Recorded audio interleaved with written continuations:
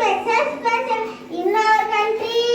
People celebrate many festivals like Diwali, Eid, Christmas. We all enjoy these festivals together.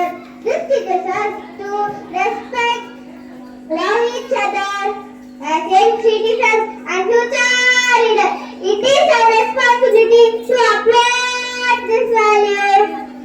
We must treat everyone with dignity. Unity in diversity is the backbone of strong society. If we learn to accept and respect, celebrate our differences,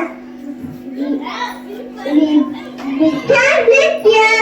We are world as a strong one. Differences not divide us. They should strengthen us. The soul of India. எடுங்க photo எடுக்கனா Diversity is அப்படியே photo எடுக்க சொல்லி கொடுத்தாங்கன்னா எடுங்க. We are all leaves of one tree. Thank you again. Vande Mataram. Vande Mataram. Vande Mataram.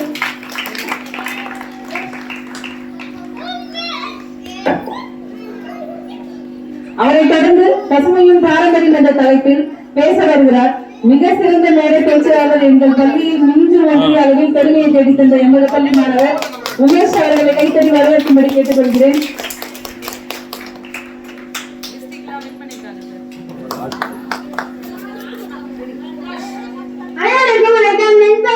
நான் மீண்டும் பள்ளி பள்ளியில் 5ஆம் வகுப்பு படிக்கின்றேன்.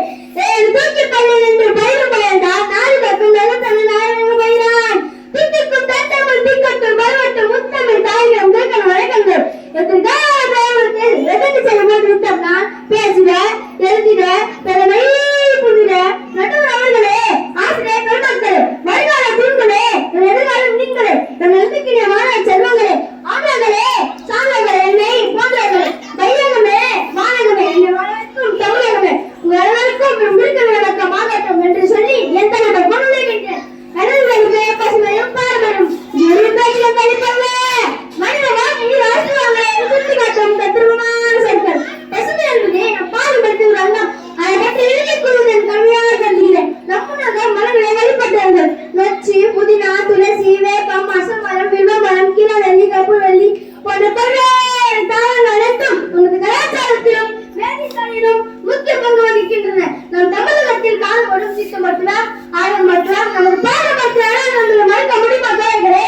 நம்முடைய இயற்கையாகவே அதை மறுபடியாக்கினார். அதற்கு சான்று நாம் இந்த அளவிலும் கொண்டாடி வரும் பெண்கள் ஊழியர்கள் சாட்சிகளை மறுகையிலுமா நம்முடைய இயற்கையை பயன்படுத்தி விவசாயம் செய்துள்ளார். மண்வளம் குன்றாமல் காதுபட்டு விடுகின்ற அனைத்தும் சத்து நிலம் கிடைக்கப்பட்டன. ஆனால் நம் ரசாயனங்களையும் பூச்சிக்கொண்டு வரும் விவசாயத்தில் பயன்படுத்தும் பல்வேறு தீர்வுகளை முடியாத நோய்களை சும்மாவிற்கு தள்ளப்பட்டு விட்டோம்.